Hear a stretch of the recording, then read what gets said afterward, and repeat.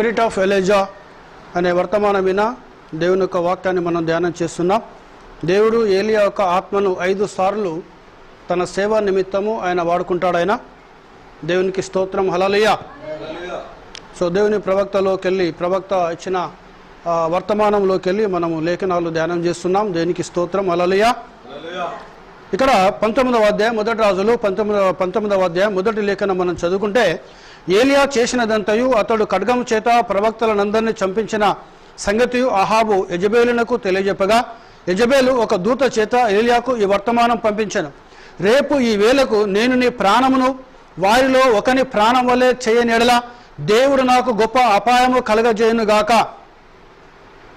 చూడండి ప్రియ సోదరి సోదరుడా, ఆ కర్మేలు ఎంత కాలం మీరు 2 తలంపుల మధ్యలో నివాసము చేస్తారు.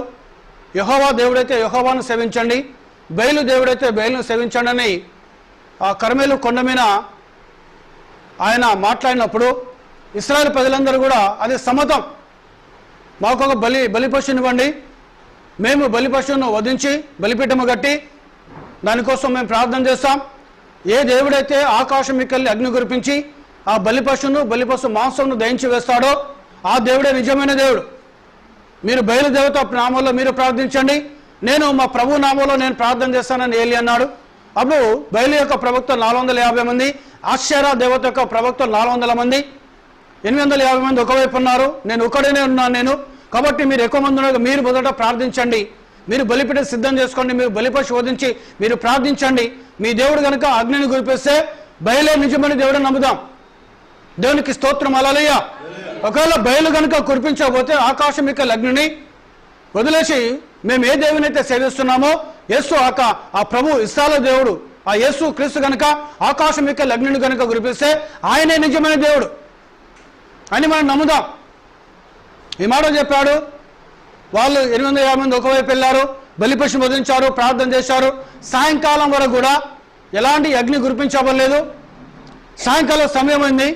అప్పుడు ఇది నా సమయం, అస్తమయం అనగా సూర్యుడు అస్తమించిన సమయం వస్తుంది, కాబట్టి ఇది నా సమయం అని ఏలియా బలిపీఠం సిద్ధం చేశాడు.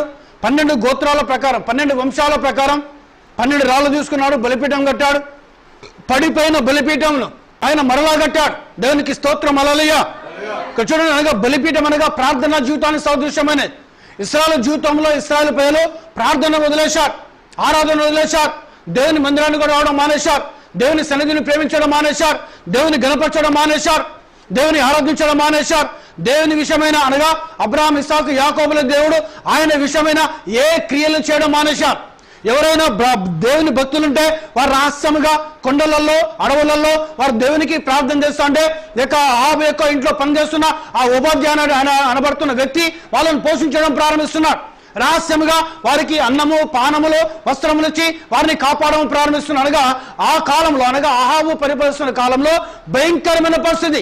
ఏ దేవుడైతే పాలు తేనెలు ప్రవహించే దేశాన్ని వారికి ఇచ్చాడో ఆ దేవుని ఆరాధించడానికి, ఆ దేవుని మహిమపరచడానికి వారు భయపడుతూ ఆరాధన చేస్తున్నారు, దాక్కొని ఆరాధన చేస్తున్నారు, రహస్య స్థలంలో వారు ఆరాధన చేస్తున్నారు.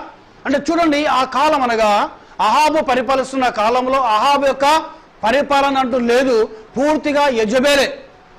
ఇక్కడ మనం చూసాము, ఏలియా ప్రార్థన చేశాడు.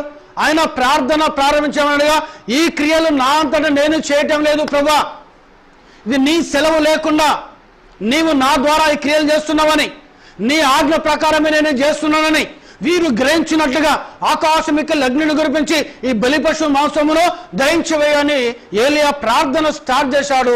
ప్రార్థన ప్రారంభించిన వెంటనే ఆకాశం యొక్క అగ్ని దిగి వచ్చి ఆ బలిపశువును, నీళ్లను, కర్రలను, ఆ రాళ్లను కూడా బుగ్గి చేసేసింది. దేవునికి మహిమ, హల్లెలూయా. అప్పుడు ఏలియా అన్నాడు, ఆ బయలు ప్రవక్తలలో, ఆశ్చర్య దేవి యొక్క ప్రవక్తలలో ఏ ఒక్కరిని కూడా బతకనియద్దు, వారినందరూ కిషోను వాగు నడిపించండి, వారందరూ తీసుకొచ్చి వారందరినీ మొత్తం దహించి వేశాడు, వాళ్ళందరినీ కూడా చంపేశాడు ఖడ్గం చేత. దేవునికి స్తోత్రం, హల్లెలూయా. అనగా విగ్రహారాధన, బయలును ఆరాధించే ఎలాంటి అవకాశం కూడా ఇశ్రాయేలు దేశంలో ఉండకూడదు. అప్పుడు ఇశ్రాయేలు ప్రజలు కూడా ఆలోచన చేశారు, అవును, ఏలియా ఏ దేవునైతే ఆరాధించాడో, ఏలియా ఏ దేవునికైతే మొక్కాడో, ఏలియా ఏ దేవునైతే గణపరిచాడో ఆ దేవుడే నిజమైన దేవుడు. ఆ దేవుడు అబ్రహాం, ఇసాకు, యాకోబుల దేవుడు. ఆ దేవుడు ప్రభువైన యేసు క్రీస్తు అయినాడు. దేవునికి స్తోత్రం. హల్లెలూయా, హల్లెలూయా. సో చాలా మందికి సందేహం రావచ్చు, ఏలియా కాలంలో యేసు ప్రభు లేడు కదా, అబ్రహాం కాలంలో యేసు ప్రభు లేడు కదా.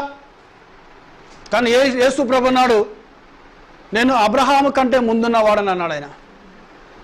దేవునికి స్తోత్రం. హల్లెలూయా. ఆయన ఎక్కడున్నాయన? అబ్రహాము కంటే ముందున్నాడు. అనేక మంది పరిశుద్ధులు, అనేక మంది ప్రవక్తలు నన్ను చూడాలని ఆశపడ్డారు, నాకు మాటలు వినాలని ఆశపడ్డారు. కానీ వారు చూడలేకపోయారు, వారు వినలేకపోయారు. దేవునికి స్తోత్రం. హల్లెలూయా. ఇప్పుడు మీరు చూస్తున్న మీ కన్నులు ధన్యములైనవి, నా మాటలు వింటున్న మీ చెవులు ధన్యములైనవి. దేవునికి స్తోత్రం. హల్లెలూయా, హల్లెలూయా. అంటే చూడండి ప్రియ సోదరి సోదరుడా, దేవుడు నిజమైన దేవుడు.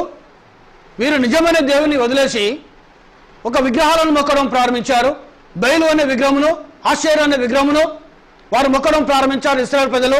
అప్పుడు దేవుడు తాను సజీవుడని నిరూపించాడు. ఆయన ఏలియా ఏ దేవునైతే సేవిస్తున్నాడో, ఏలియా ఏ దేవునైతే మొరపెడుతున్నాడో ఆ దేవుడు నిజమైన దేవుడు.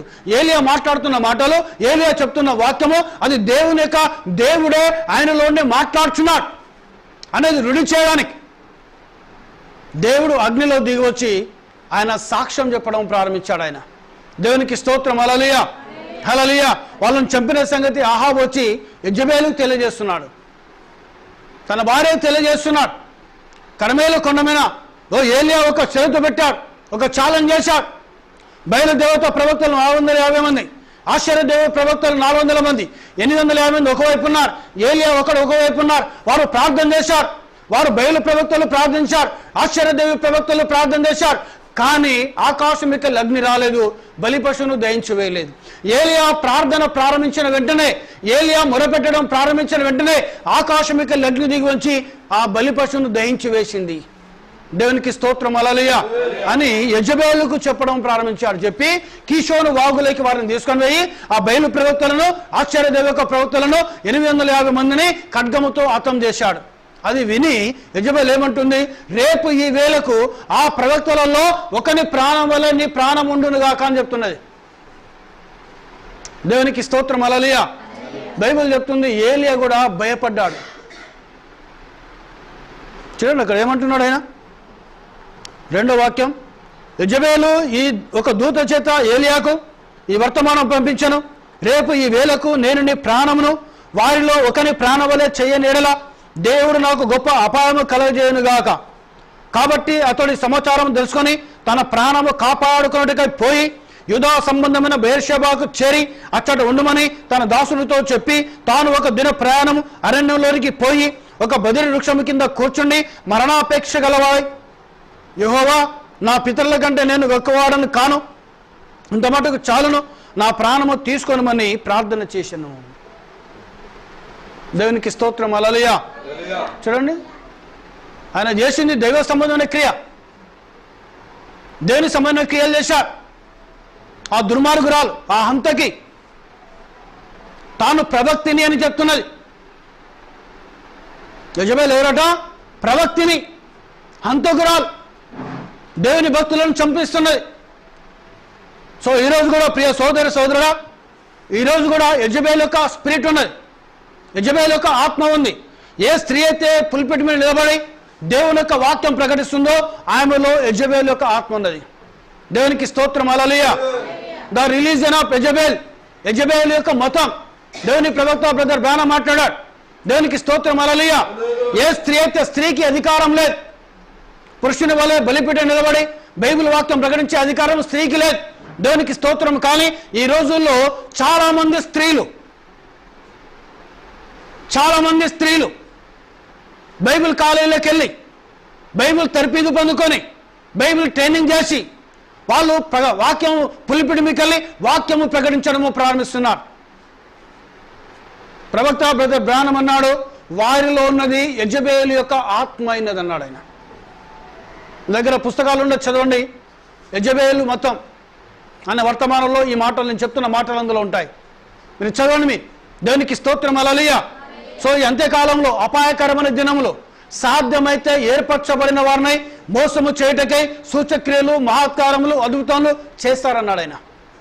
ఒకసారి చదవండి 24వ అధ్యాయం మత్తయి సువార్త 24 వాక్యం చదవండి ఒకసారి. అబద్ధపు క్రీస్తులను అబద్ధపు ప్రవక్తలను వచ్చి సాధ్యమైతే ఏర్పరచబడిన వారిని సైతము మోసపరచుటకై గొప్ప సూచక్రియలను మహత్కారములను కనపరచెదరు. అబద్ధపు ప్రవక్తలు. ఏమిటి అబద్ధం? అబద్ధం ఏమైనది? దేవుని వాక్యమును చెరపడమే అబద్ధమైనది. అనగా చెరపడం అంటే దేవుని వాక్యానికి కలపడం. వాక్యమును వాక్యముగా ప్రకటించాలి, సత్యమును సత్యముగా ప్రకటించాలి. ఏ దేవుని సేవకుడైతే తన భార్యను సేవకురాలుగా చేసి వాక్యం ప్రకటించడానికి పులిపిటిస్తాడో ఆ సేవకుల్లో ఉన్నది అహాబు యొక్క ఆత్మ, ఆ స్త్రీలో ఉన్నది యెజబెల్ యొక్క ఆత్మ అనేది. దేవునికి మహిమ. హల్లెలూయా, హల్లెలూయా. చూడండి, సాధ్యమైతే ఏర్పరచబడే వారిని మోసం చేయటకు అబద్ధపు క్రీస్తులు. చూశారండి, ఎవరట? అబద్ధపు క్రీస్తులు అనగా అబద్ధమును చెప్పేవారు. ఏం లేదు, అంత వాక్యం అంతా నమ్ముతాడు సాతాను గాడు. ఒక్క పొల్లు నమ్మడు వాడికి అంతే. దేవుని కుమారుడు అయితే ఎక్కడికి వచ్చి మాట్లాడుతున్నాడు వాడు? శరీరధారి అయిన దేవుని దగ్గరికి వచ్చి మాట్లాడుతున్నాడు వాడు. వానికి తెలియదు ఆయన దేవుని కుమారుడని? తెలుసాదో లేదా వానికి? తెలుసు వానికి. కానీ ఏమంటున్నాడు వాడు? నువ్వు దేవుని కుమారుడు అయితే. దేవుని కుమారుడు యేసు ప్రభు దేవుని కుమారునికి లోకానికి వచ్చాడు. దేవునికి స్తోత్రం, హల్లెలూయా. వాడేమంటున్నాడు? నువ్వు దేవుని కుమారుడు అయితే. చూడండి వాని యొక్క ఆలోచన. ఈరోజు ఏం చెప్తారంటే అవును స్త్రీలు బోధిస్తే తప్పేమిటి అంటారు. వాళ్ళు వాక్యమే కదా బోధించేది, వాక్యమే కదా వాళ్ళు బోధించేదని బైబిల్ ఎక్కడైనా ఉందా? మిరియాము లేదా? ప్రవచించలేదా? కొన్ని లేఖనాలు తీసుకుంటారు, కానీ యాజకత్వం చేయలేదు ఎవరు. మిరియాము యాజకత్వం చేయలేదు. పాత నిబంధన గ్రంథంలో ఏ స్త్రీ కూడా యాజకుని వల్ల వెళ్ళి బలిపీఠం మీదకి వెళ్ళి యాజకత్వం చేయలేదు. దేవునికి స్తోత్రం, హల్లెలూయా. ప్రవచించారు, ప్రవక్తనీయులున్నారు. అబద్ధపు క్రీస్తులు, అబద్ధపు ప్రవక్తలు సాధ్యమైతే ఏర్పరచబడే వారిని మోసము చేయటకై అనేకమైన సూచక క్రియలు అద్భుతములను చేసెదరు. ఇది అపాయకరమైన కాలంలో మనం ఉన్నాం. దేవునికి మహిమ, హల్లెలూయా. చాలా భయంకరమైన పరిస్థితులలో మనం ఉన్నాం. ఎవరు చెప్పేది సత్యం, ఎవరు చెప్పేది అబద్ధమని ఎవరు తెలుసుకోలేని ప్రదేశ స్థలాల్లో మన కాలంలో మనం ఉన్నాం. అలాంటి కాలంలో మనం జీవిస్తున్నాం. అలాంటి పరిస్థితుల్లో మనం ఉన్నాం. ప్రియ సోదరుడు, కానీ వాక్యం మాత్రమే సత్యమైనది. వాక్యంలో ప్రతిది కూడా వాక్యంలో చూడాలి. దేవుని వాక్యంలో ఉందా? పరిశుద్ధ గ్రంథంలో ఉన్నదా?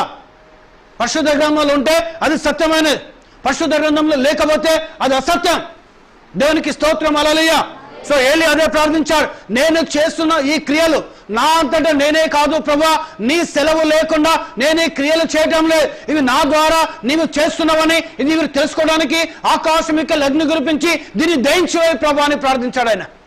దేవునికి స్తోత్రం, హల్లెలూయా. యేసు ప్రభు అన్నాడు, ఏమన్నాడు? నేను చేస్తున్న క్రియలు నావి కావు, తండ్రి నా యందుండి తన క్రియలు చేస్తున్నాడు. నేను మాట్లాడుతున్న మాటలు నావి కావు, తండ్రి నా యందుండి ఈ మాటలు మాట్లాడుతున్నాడు. దేవునికి స్తోత్రం, హల్లెలూయా, హల్లెలూయా. చూడండి, ఇక్కడ ఏలియాని ఏమంటున్నామే, యెజబెల్ ఏమంటున్నా స్త్రీ, వారిలో ఒకని వల్ల నీ ప్రాణం ఉండకపోతే దేవుడు నాకు గొప్ప అపాయము కలగజేయను గాక అంటుంది. ఎవరి మీనికి లేస్తున్నామే? దేవుని ప్రవక్త మీనికి లేస్తా ఉన్నది. దేవుని సేవకుని ప్రాణం తీయాలని చూస్తా ఉన్నది. ఏలియా ప్రవక్త దేవుని ప్రవక్త అయినాడు. ఏలియా ప్రాణం తీయాలని చూస్తున్నది ఆమె. ఏలియాను చంపాలని చూస్తున్నది ఆమె. దేశమంతటికి దూత సైనికులను పంపించేసింది. ఏలియా ఎక్కడ దొరికితే అక్కడ చంపేయండి అని.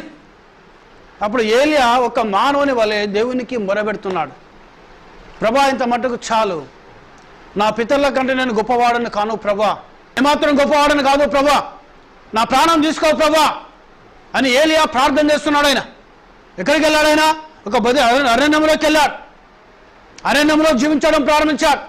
చూడండి, ఏలి యొక్క ఆత్మ ఎప్పుడు కూడా అరణ్యంను ప్రేమిస్తుంది, ప్రకృతిని ప్రేమిస్తుంది. అరణ్యంలో ఎక్కువ జీవించడం ప్రారంభిస్తూ ఉంటాడు.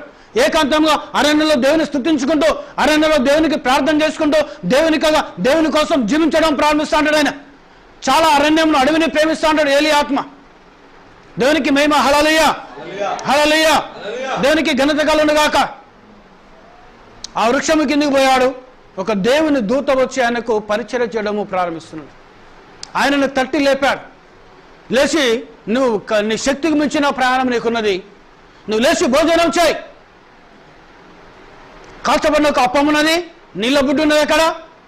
సో నీళ్ళు అప్పం రొట్టె తిన్నాడు, నీళ్లు తాగాడు, మరలా పడుకున్నాడు. సాయంకాలం అయిపోయింది. దేవుని దూత మరలా వచ్చి మరలా లేపాడు.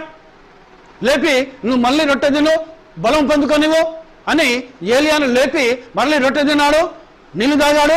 40 దినములు ప్రయాణం చేశాడు. ఆయన ఎక్కడికి వచ్చాడు? దేవుని పర్వతం అనబడిన హోరేబు కొండ యుద్ధకు వచ్చాడు ఆయన. దేవునికి స్తోత్రం, హల్లెలూయా హల్లెలూయా, దేవునికి మహిమ కలుగును గాక. ఎందుకు ఆ పర్వతం దేవుని పర్వతం అని పేరు వచ్చింది? అక్కడ మోషేను అగ్నిస్తంభంలో సంధించాడు దేవుడు. అక్కడ అగ్నిస్తంభంలో మోషేను సంధించాడు.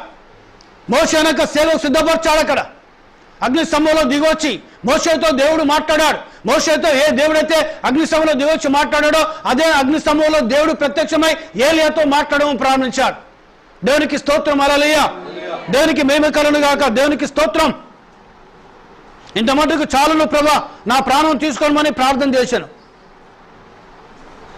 40 దినములు 40 రాత్రులు ప్రయాణం చేశాడు ఆయన. ఈరోజు ఏం చేస్తున్నారంటే లెంట్ డేస్. ఏం కాలం అంటే ఇది? శ్రమల కాలం. ఎవరి కోసం శ్రమ పడుతున్నారు? పరిశుద్ధ గ్రంథంలో 40 దినాలు ఉపవాసం ఉండి ప్రార్థన చేయమని యేసు ప్రభు ఎక్కడ చెప్పాడా?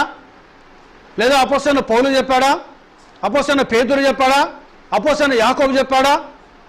అపోస్తలుడైన యోహాను చెప్పాడా? లేదా పాత నిబంధన గ్రంథంలో ఏ ప్రవక్త అయినా 40 దినాలు ఉపవాసం ఉండి మీరు ప్రార్థించండి అని చెప్పాడు ఆయన? ఇదేంటి? అన్ని ఆరాధన. క్యాథలిక్, రోమన్ క్యాథలిక్ వాళ్ళ ద్వారా వచ్చింది 40 దినాల్లో ఆరాధన, లెంట్ డేస్. క్యాథలిక్ వాళ్ళు లెంట్ డేస్ పాటిస్తున్నారు, సిఎస్ఏ వాళ్ళు పాటిస్తున్నారు, బాప్టిస్ట్ వాళ్ళు పాటిస్తున్నారు, పెంతెకోస్తు వాళ్ళు పాటిస్తున్నారు, హెబ్రోన్ వాళ్ళు పాటిస్తున్నారు, ప్రతి మత శాఖ వాళ్ళు పాటిస్తున్నారు. ఈ లెంట్ డేస్లలో పెళ్లిళ్ళు చేసుకోరు. ఈ లెంట్ డేస్లలో ఎంగేజ్మెంట్లు జరిగాయి. ఈ లెంట్ డేస్లలో గృహప్రవేశాలు జరిగాయి. ఈ లెంట్ డేస్లో శుభకార్యములు జరిగాయి. ఎందుకంటే శ్రమల కాలం. ఎవరికి శ్రమ? ఎవరి కోసం శ్రమ? దేనికోసం శ్రమ? నువ్వు ఎవరి కోసం శ్రమ పడుతున్నావు? బైబిల్ చెప్తుంది యేసు ప్రభు మన కోసం శ్రమ పడ్డాడు. ఆయన యేసు ప్రభు చేశాడు కదా అంటారు. యేసు ప్రభు చేసి దేవుని కృపావాక్యము తీసుకొచ్చాడు ఆయన. దేవునికి మహిమ, హల్లెలూయా. పాత నిబంధనలో మోషే చేశాడు. 40 దినములు 40 రాత్రులు సినాయి కొండ మీద అగ్ని స్తంభంలో దేవుడు దిగి వస్తే ఆ అగ్ని స్తంభంలో ఉన్న దేవునితో ముఖాముఖిగా మాట్లాడడం ప్రారంభించాడు ఆయన. ఆయన 40 దినాలు 40 రాత్రులు దేవుని సముఖంలోని ఉపవాస ప్రార్థన చేసి ఆయన ధర్మశాస్త్రం తీసుకొచ్చాడు మోషే. కొత్త నిబంధనలో యేసు ప్రభు చేశాడు. యేసు ప్రభు తీసుకొచ్చి ఆయన కృపావాక్యం తీసుకొచ్చాడు. మరి ఈరోజు నువ్వు చేసి ఏం తీసుకొస్తాను? అపోస్తలుడైన పౌలు చేయలే 40 రోజులు ఉపవాస ప్రార్థనలు. ఆయన తరచుగా ఉపవాస ప్రార్థన చేశాడు. ఆయన పాత నిబంధనలో భక్తులు కానీ రాజులు కూడా 1 దినము 2 రోజులు 3 రోజులు ఉపవాస ప్రార్థన చేశారు. దేవునికి స్తోత్రం, హల్లెలూయా, దేవునికి మహిమ కలుగును గాక. ఇదంతా కూడా అన్ని ఆరాధన. ప్రతిరోజు మంచి రోజే. శకునములు చూడొద్దు, దినములు చూడొద్దు, వారములు చూడొద్దు. బైబిల్ చెప్తుందా లేదా? గలతీ పత్రికలో అపోస్తలుడైన పౌలు చెప్తున్నాడు. దేవునికి మహిమ కలుగును గాక, హల్లెలూయా. మరలా మీ విశ్వాసము వెనక్కి పోతుందేమోనని మీ గురించి నేను భయపడుతున్నాను అన్నాడు అపోస్తలుడైన పౌలు. దేవునికి స్తోత్రం, హల్లెలూయా. దేవుడు గొప్పవాడు. సో ఈరోజు అవన్నీ మీటింగ్స్ పెడతారు. లెంట్ డేస్, శ్రమల కాలం. ఎవరి కోసం శ్రమ పడుతున్నావు? దేనికోసం శ్రమ పడుతున్నావు? యేసయ్య కోసం శ్రమ పడుతున్నావా? యేసయ్య గారిని నా కోసం ఉపవాసం ఉండి శ్రమపడమని చెప్పిండా యేసు ప్రభు?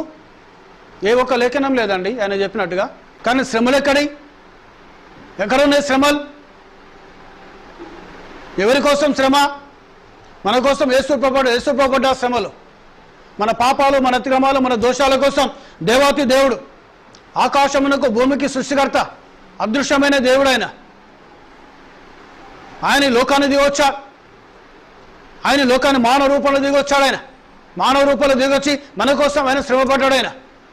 మనం సంతోషంగా ఉండాలని, మనం ఆనందంగా ఉండాలని, మనం ఆయనకు సమీపంగా ఉండాలని, ఆయన కోసం మనం జీవించాలని ఆయన మన కోసం శ్రమపడ్డాడు. దేవునికి స్తోత్రం. హల్లెలూయా, హల్లెలూయా. సో ఉపవాసం ఉంటే నువ్వు తరచు ఉపవాస ప్రార్థన చేయి. తరచుగా ఉపవాసం ఉండను. తరచుగా నువ్వు ఉపవాస ప్రార్థన చేసి దేవుని కృపను పొందుకో, దేవుని ఆశీర్వాదాలు పొందుకో, దేవుని యొక్క దయను పొందుకో, దేవుని యొక్క కనికరాన్ని పొందుకోను. దేవునికి స్తోత్రం. హల్లెలూయా, హల్లెలూయా. చూడండి, నువ్వు హోరేబు కొండ మీద ఎద్దపోయాడు.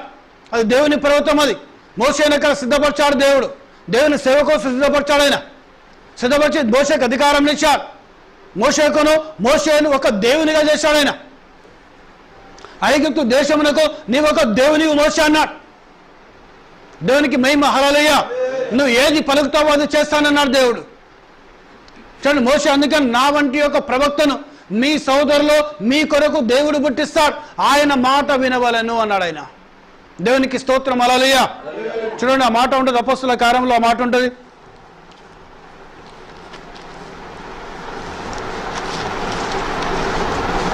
మూడవ అధ్యాయం అపొస్తలుల కార్యంలో 22 లేఖన వస్తుంది, చదవండి.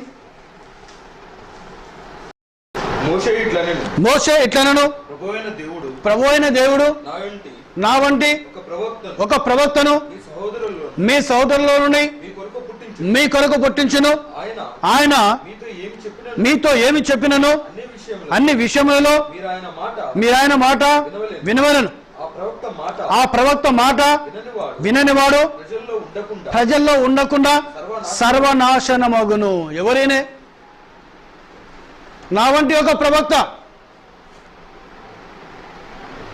నీళ్లు రక్తము అవును కాకుండా అయ్యాయి, కప్పలు వచ్చును కాకుండా వచ్చాయి, మిడతలు వచ్చును కాకుండా వచ్చాయి.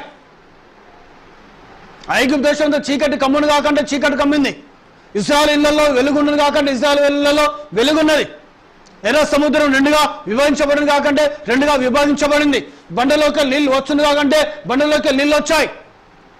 ఆయన మాట చెప్తేనే, మోషే మాట్లాడితేనే దేవుడు క్రియ చేయడం ప్రారంభించాడు. ఆయన సో కానీ యేసు ప్రభు కూడా ఆయన మాట చెప్తేనే లాజరు లెమ్మంటేనే లేచాడు. నువ్వు చూపు పొందమని వెంటనే భర్తమై చూపు అందుకున్నాడు. కృష్ణవాడు శుద్ధి కావాలంటే నాకు ఇష్టమే మీరు శుద్ధులు కండి అన్నాడు. ఆయన వాడు శుద్ధులైపోయారు. ఆయన మాట మోషే ఏ విధంగా మాట్లాడితే అద్భుతాలు జరిగాయో యేసు ప్రభు మాట్లాడి కూడా అద్భుతాలు జరిగినాయి. ప్రతి అద్భుతం కూడా దేవుని వాక్యానుసారమైన అద్భుతం. మీ ప్రవక్తలు రాసిన లేఖనాల ప్రకారముగా. ఎవరు రాసిన లేఖనాలని? నీ ప్రవక్తలు రాసిన లేఖనాల ప్రకారముగా. నేను చెయ్యనడలా మీరు నన్ను నమ్మకుడి. ప్రవక్తలు చెప్పిన లేఖన ప్రకారముగా నేను చేస్తే నన్ను కాదు కానీ నేను చేసిన క్రియలను బట్టి మీరు నన్ను నమ్మండి, నేనే ఆయననని. దేవునికి మేము హల్లెలూయా, హల్లెలూయా. చూడండి, ఇక్కడ దేవుడు మాట్లాడుచున్నాడు, ప్రభు మాట్లాడుచున్నాడు, నేనే ఆయననని. మీ సోదరులో మోషే ఎట్లను ప్రభు అయిన దేవుడు నా వంటి ఒక ప్రవక్తను మీ సోదరులో నుండి నీ కొరకు పుట్టించును. ఆయన మీతో ఏమి చెప్పినను అన్ని విషయంలో మీరు ఆయన మాట వినవలను. ఏం చెప్పినా కూడా ఆ ప్రవక్త ప్రభువుని యేసుక్రీస్తు అయినాడు. ఆయన మాట వినను.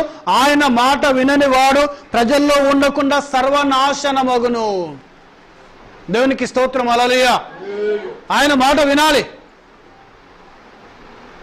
రూపాంతర కొండ మీద కలిగిన ఆయన మోషే ఏలియాలు వచ్చి యేసు ప్రభుతో మాట్లాడిన తర్వాత పేతురు అంటున్నాడు, ప్రభా నీకు ఒక పర్ణశాల, మోషేకు ఒక పర్ణశాల, ఏలియాకు ఒక పర్ణశాల కడతాం ప్రభు అని అనగా యేసు ప్రభును మోషే ఏలియాలతో సమానమైన వ్యక్తిగా చేశాడు. ఆయన పేతురు అంటున్నాడు, కానీ మోషేతో సమానమైన వ్యక్తి కాదు, ఏలియాతో సమానమైన వ్యక్తి కాదు.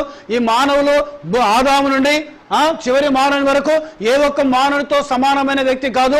యేసు ప్రభు మానవుల కంటే గొప్పవాడు. ఆయన దేవునికి స్తోత్రం. హల్లెలూయా. దేవుని సేవకుల కంటే గొప్పవాడు. ఆయన ప్రవక్తల కంటే గొప్పవాడు. ఆయన అపోస్తలుల కంటే గొప్పవాడు. ఆయన ఎవరనగా ఆయన సర్వశక్తి గల దేవుడు అయినాడు. ఆయన దేవునికి స్తోత్రం. హల్లెలూయా, హల్లెలూయా. చూడండి, యెజబెల్ అంటా ఉన్నది, ఏలియా మాట వినలే. అగ్ని స్తంభం ప్రత్యక్షత మోసే కలిగి ఉన్నాడు. రెండవ ప్రవక్త ఏలియా కలిగి ఉన్నాడు. ఇంకొక వ్యక్తి ఎవరనగా ప్రభువైన యేసుక్రీస్తు అయినాడు. ఇంకో వ్యక్తి ఎవరనగా అపోస్తలుడైన పౌలు అయినాడు. దేవునికి స్తోత్రం. హల్లెలూయా, హల్లెలూయా. చూడండి, అపోస్తలుడైన పౌలు కూడా మోసే అగ్ని స్తంభం యొక్క ప్రత్యక్ష పొందుకున్న వ్యక్తి అయినాడు. దేవునికి మహిమ కలుగును గాక. అదేవిధంగా ఈ కాలానికి వచ్చిన ప్రవక్త విలియం మారియం బెన్నం కూడా అగ్ని స్తంభం యొక్క ప్రత్యక్ష పొందుకున్నాడు ఆయన.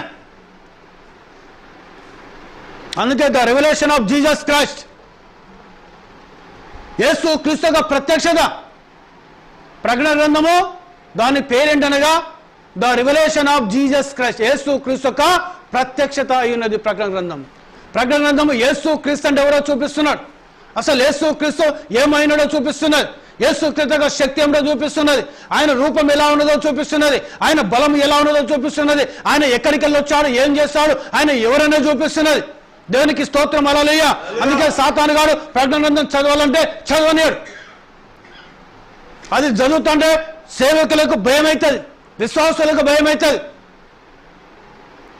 దేవునికి మేము హల్లెలూయా. అనేకమైన మర్మాలు ప్రకటన గ్రంథంలో దాచిపెట్టబడ్డాయి. ఈ కాలంకి వచ్చిన ప్రవక్త బ్రదర్ బ్రానమ్ ద్వారా ఆ మర్మాలను దేవుడు బయలుపరిచాడు.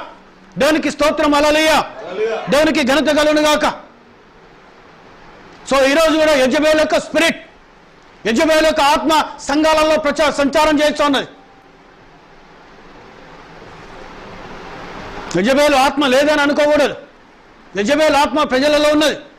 దేవుని ప్రవక్త నాడు సంఘంలో మాత్రమే కాదు, అన్ని జనుల మధ్యలో కూడా ఆ యెజబెల్ యొక్క ఆత్మ సంచారం చేస్తా ఉన్నది. దేవునికి స్తోత్రం. హల్లెలూయా. సో ప్రపంచమంతా విస్తరించి యెజబెల్ యొక్క ఆత్మ. దేవునికి మహిమ కలుగును గాక. ఏ స్త్రీ అయితే ప్రసంగం చేస్తుందో బైబిల్ పట్టుకొని, ఆ స్త్రీలో ఉన్నది యెజబెల్ యొక్క ఆత్మ అనేది. దేవునికి స్తోత్రం. హల్లెలూయా. ఏ స్త్రీ అయితే మోడ్రన్ ఉంటుందో వారితో యెజబెల్ యొక్క ఆత్మ అనేది. దేవునికి ఘనత కలుగును గాక. దేవునికి మహిమ కలుగును గాక. ఏ స్త్రీ అయితే పురుషుడి మీద డామినేట్ చేస్తుందో ఆ స్త్రీలో ఉన్నది యెజబెల్ యొక్క ఆత్మ అనేది. ఏ పురుషుడైతే స్త్రీ యొక్క మాటకు లోబడతాడో అతోలేనిది అహాబు యొక్క ఆత్మ అనేది, అహాబు యొక్క స్పిరిట్ అయినది. దేవునికి స్తోత్రం. హల్లెలూయా. సో దురదృష్టకరమైన విషయం ఏంటనగా చాలా మంది పాస్టర్లు, చాలా మంది దైవ సేవకులు 2 సంఘాలు 3 సంఘాలు ఎస్టాబ్లిష్ చేసుకొని, ఒక సంఘంలో స్త్రీ తన భార్య వాక్యం చెప్తుంది, ఇంకో సంఘంలో ఆయన వాక్యం చెప్తాడు. ఒక వారము ఈయన చెప్తాడు వాక్యం ఆ సంఘంలో, ఇంకొక వారము ఆమె చెప్తుంది. ఇప్పుడు సంఘాలన్నీ కూడా ఏమైపోయినాయి అనగా యెజబెల్ యొక్క ఆత్మతో నింపబడినాయి, అహాబు యొక్క ఆత్మతో నింపబడినాయి సంఘాలన్నీ. ఈ పెళ్లి కుమార్తె సంఘం మాత్రం వధు సంఘంలో యెజబెల్ యొక్క ఆత్మ ఉండడానికి ఆస్కారం లేదు. దేవునికి స్తోత్రం. హల్లెలూయా. ఎక్కడైతే ఈ కాల వర్తమానం ప్రకటించబడుతుందో, ఎక్కడైతే ఈ సత్యం ప్రకటించబడుతుందో ఆ సంఘంలో పరిశుద్ధాత్ముడు మాత్రమే ఉంటాడు. దేవునికి స్తోత్రం. హల్లెలూయా. ఆ సంఘంలో దేవుని అగ్ని మాత్రమే ఉంటుంది. దేవునికి మహిమ. హల్లెలూయా. ఆ సంఘంలో దేవుని శక్తి మాత్రమే ఉంటుంది. దేవునికి స్తోత్రం. హల్లెలూయా. ఆ సంఘంలో పక్షిరాజు యొక్క ఆహారం ప్రకటించబడుతుంది. అక్కడ తాజా మన్నా కుమ్మరించబడుతుంది. అక్కడ తాజా ఆహారం కుమ్మరించబడుతుంది. అక్కడ దేవునికి స్తోత్రం. హల్లెలూయా. దేవునికి మహిమ కలుగును గాక. ఈరోజు యేసు క్రీస్తు నిన్న నేడు నిరంతరం, అవును యుగ యుగములకైనా ఏకరీతిగా ఉన్నాడు. ఆయన మారని దేవుడు, ఆయన మార్పులేని దేవుడు అయినాడు. చూడండి, యెజబెల్ ఏం చేస్తున్నది? దేవుని ప్రవక్తను చంపడానికి ప్రయత్నం చేస్తున్నది. అంటే ఎంత దుర్మార్గురాలు! కనీసం భయం లేదు. ఆయన దేవుని సేవకుడైన భయం లేదు, ఆయన దేవుని ప్రవక్త అనే భయం లేదు, ఆయన దేవుని యొక్క వాక్యం ప్రకటించేవాడని భయం లేదు, కనీసం గౌరవం లేదు, మర్యాద లేదు.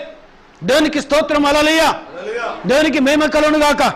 మొదటి సమూయేలు 2వ అధ్యాయం, సమూయేలు 2వ అధ్యాయం 9, 10 2 లేఖనాలు. తన భక్తుల పాదములు త్రొట్టిల్లకుండా ఆయన వారిని కాపాడును. దుర్మార్గులు అంధకారమందు మాటు మణుగుదురు. బలము చేత ఎవడును జయమునందడు. యెహోవాతో వాదించువారు నాశనమగుదురు. పరమండలముల నుండి ఆయన వారిపైన ఉరుము వలె గర్జించును. లోకపు సరిహద్దులలో నుండి వారికి ఆయన తీర్పు తీర్చును. తాను నియమించిన రాజునకు ఆయన బలమిచ్చును, తాను అభిషేకించిన వారికి అధిక బలము కలగచేయును. దేవునికి స్తోత్రం. హల్లెలూయా. ఇక్కడ ఎవరు మాట్లాడుతున్నారు? ఈ మాట సమూయేలు మాట్లాడుతున్నాడు. ఆయన తన భక్తుల ప్రాధములు తొట్టిల్లకుండా ఆయన వారిని కాపాడును. తను ఏలియాను చంపుతామన్నది యెజబెల్. వారిలో ఒకని ప్రాణం వలె నీ ప్రాణం ఉండునుగా ఉండకపోతే దేవుడు నాకు గొప్ప అపాయము కలగజేయను గాక అంటుందామే. దేవునికి స్తోత్రం. హల్లెలూయా. కానీ దేవుడు ఏం చెప్తున్నాడు ఇక్కడ? ఆయన తన భక్తుల ప్రాధములు తొట్టిల్లకుండా ఆయన వారిని కాపాడును. దేవుని స్తోత్రం. హల్లెలూయా. ఇప్పుడు చూడండి, ఏలియాను కాపాడడానికి, ఏలియాను రక్షించడానికి దేవాతి దేవుడు నిలబడున్నాడు. దేవునికి స్తోత్రం. హల్లెలూయా. ఆయన పాదము తొట్టిల్లకుండా ఆయన దేవుడు ఏలియాను కాపాడడం ప్రారంభిస్తున్నాడు. దేవుడు ఏలియాకు బలం ఇవ్వడం ప్రారంభిస్తున్నాడు. దేవునికి మహిమ కలుగును గాక, దేవునికి ఘనత కలుగును గాక. దుర్మార్గులు అంధకారమందు మాటు మనుగుదురు. ఆహాబు దుర్మార్గుడైనాడు, యెజబెలు దుర్మార్గురాలైనది. వారు అంధకారంలో నశిస్తారు. వారు దేవునికి స్తోత్రం. హల్లెలూయా. చూడండి, బలము చేత ఎవడు జయము పొందాడు? బలముతో ఎవరికి జయం రాదు. దేవునికి స్తోత్రం. హల్లెలూయా. ఒకవేళ అలా బలముతో జయం పొందుకున్నాడంటే ఎవరున్నారండి? గ్రీక్ ఎంపైరర్, ఆయన పేరేంటి? The great Alexander. తెలుసా ఆయన? వీరిని చదివారు ఎప్పుడైనా? సచ్చేటప్పుడు ఆయన ఏం చేశాను? ఆయన చేతులు పైకి పెట్టి సమాజం అన్నాడు. ఎందుకు పైకి పెట్టమన్నాడు? ప్రపంచంను జయించిన కానీ నేను పోయేటప్పుడు ఏమీ తీసుకొని పోతలేను, వట్టి చేతులతోటే పోతున్నాను నేను. దేవునికి స్తోత్రం. హల్లెలూయా. ప్రపంచాన్ని జయించాడు ఆయన. దేవునికి మేమే కలను గాక. హల్లెలూయా. ఆయనకు భయంకరమైన వ్యాధి వచ్చేసింది. ఆ వ్యాధితోట ఆయన ఏ వైద్యుడు కూడా ఆయన వ్యాధిని తగ్గించలేకపోయాడు. బలం అనుకున్నాడు ఆయన. బహుశా ఆయన గురువు అరిస్టాటిల్ అనుకుంటా,